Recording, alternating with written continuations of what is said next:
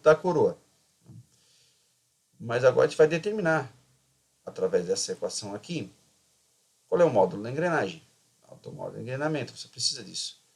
É os raios primitivos igual a toda a distância entre centros. O raio primitivo do parafuso CV é módulo, fator de módulo, que nós calculamos, dividido por 2, e o da coroa entre o número de dentes. Vamos isolar esses caras, substituir. Chegando no módulo de 7,12. Não existe um módulo 7,12, ou existe? Não sei. Como é que eu sei disso? Esse aqui é o módulo da minha ferramenta. Na helicoidal, a gente aplicava o cosseno para determinar o ângulo de face e tudo mais. Nesse caso, o autor não coloca isso. Tá? É uma coisa a se perguntar por que ele não faz isso. Módulos normatizados, lembra essa tabela? Pois é, essa tabela está aqui. Deu 7,12. Daí eu arredondo para onde? Para cima e para baixo.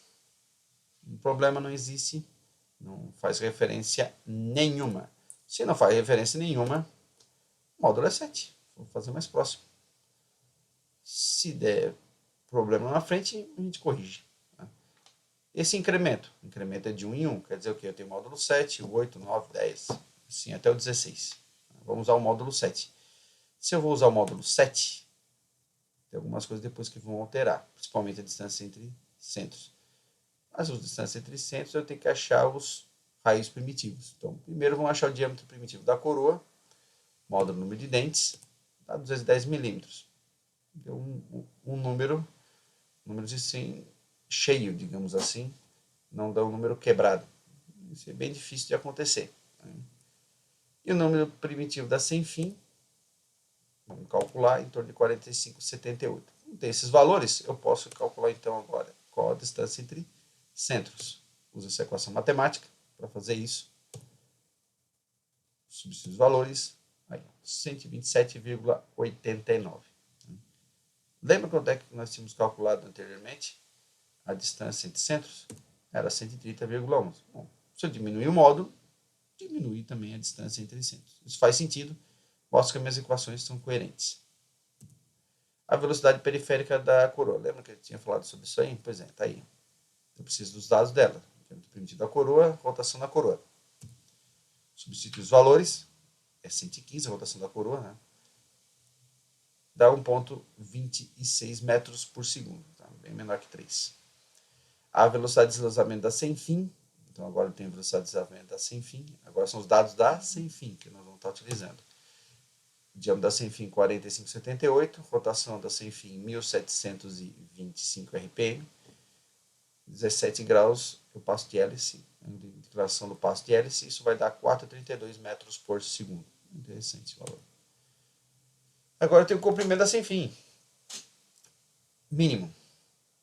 Porque menor que isso não vai estar funcionando direito. Esse é um valor praticamente de 70 milímetros, então só praticamente um módulo. Esse é um valor mínimo. Que tipo de valor mínimo? Esse valor aqui que eu quero saber. Esse comprimento dela. É importante, não pode ser muito longo, não pode ser muito curto.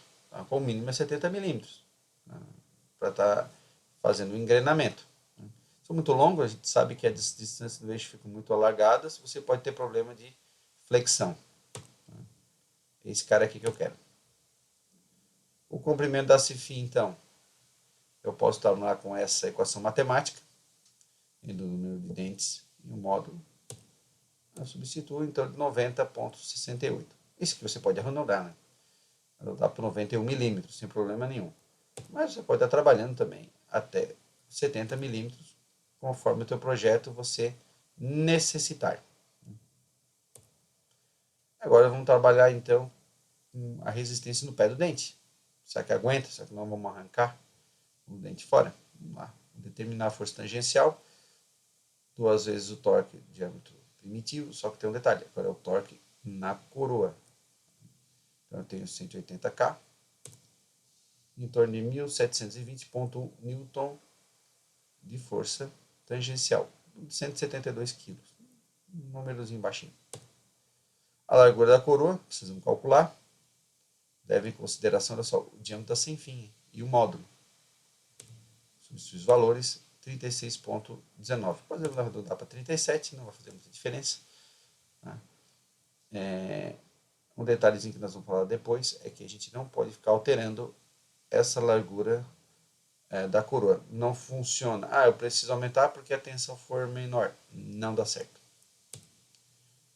A tensão máxima do pé do dente é dada por essa equação matemática.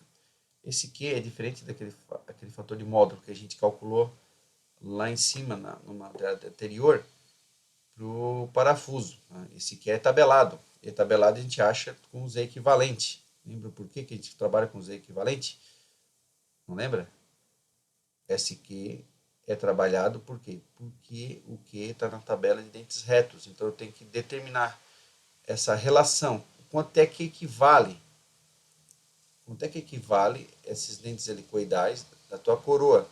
Então eu tenho 30 dentes helicoidais, equivale a 34 dentes retos. Eu vou precisar usar esses valores lá naquela tabela. Essa tabela aqui. Está lá no começo daqueles dados de tabelas. Então, eu tenho o número de dentes de 34. Eu tenho o fator Q de 3. Já vamos calcular, então, o fator de resistência da hélice. São 17 graus, né, de inclinação. Então, está aqui. De 1,35. Substitui os valores. Então, eu tenho 1720,1, que é a força tangencial. O Q, fator Q é 3. Largura 37, módulo 7, 1,35. Isso está em torno de 14,76 megapascal. É baixo, né? Claro, é baixo porque a tensão é pouca. Suficiente? Não sei. Vou para a tabela. Que tabela? Essa aqui. As tensões admissíveis. Eu tenho um bronze fundido em coquilha, sai 65, em torno de 40 a 60 megapascal. Vamos ser, digamos assim, usar a segurança, usamos 40, 14 menor que 40, então nossas contas estão corretas. Vamos então supor que a tensão máxima fosse maior. Vamos só aumentar a largura dela. Não funciona por causa de que eu tenho agora um contato não com duas engrenagens, quer dizer, eu não estou aumentando o meu parafuso junto, só estou aumentando a largura da minha engrenagem, da minha coroa. Se eu olhar essa imagem, se eu só aumentar não faz diferença, porque o contato vai estar só no parafuso ainda, então eu vou acabar arrancando ainda, destruindo a coroa exatamente nesse ponto de contato. Então o que eu tenho que fazer? Se a tensão máxima for maior que a tensão material admissível, você tem que aumentar o módulo. Exatamente, voltar lá onde você determinou o módulo e aumentar mais uma vez e vir calculando, modificando todos os valores até determinar então se a tensão agora está coerente com o projeto ou não. E essa é a maneira que a gente calcula então esse parafuso sem fio coroa. Eu vou deixar um desafio agora para vocês, tá? Que é o seguinte: essa é a pergunta, será que se eu derrubasse esse módulo, derrubasse o módulo por uma fresa anterior dela, será que ainda estaríamos em condição de projeto? Quer dizer, quanto menor a estrutura, a gente ainda está economizando, custos são importantes. Eu quero que vocês calculem então agora, com os mesmos dados, tá? Só que vocês refaçam a conta, tá? Utilizando um módulo com uma fresa a menos. E eu quero que vocês postem a resposta se é possível utilizar uma fresa menor para essas condições de projeto ou não. Okay? Obrigado por terem visto esse vídeo. Né? E vamos utilizando os nossos canais de comunicação. Tem e-mail, nós temos chat, nós temos fórum para nos comunicarmos. Okay?